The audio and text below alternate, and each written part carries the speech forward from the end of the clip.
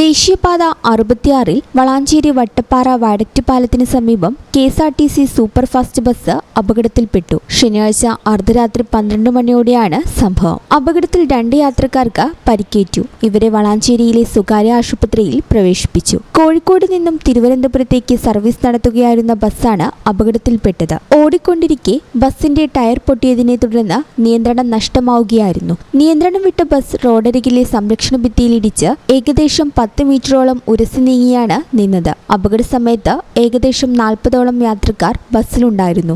സംരക്ഷണ ഭിത്തി തകർത്ത് ബസ് മുന്നോട്ട് നീങ്ങിയിരുന്നെങ്കിൽ വലിയൊരു ദുരന്തം സംഭവിക്കുമായിരുന്നു. ഭിത്തിയിൽ തട്ടി ബസ് നിന്നതുകൊണ്ട് മാത്രമാണ് വലിയൊരു അപകടം ഒഴിവായത്. സംഭവം അറിഞ്ഞ് വളാഞ്ചേരി പോലീസ് ഉടൻ സ്ഥലത്തെത്തി രക്ഷാപ്രവർത്തനങ്ങൾക്ക് നേതൃത്വം നൽകുകയും മേൽനടപടികൾ സ്വീകരിക്കുകയും ചെയ്തു. ഈ ചാനൽ ന്യൂസ് വളാഞ്ചേരി.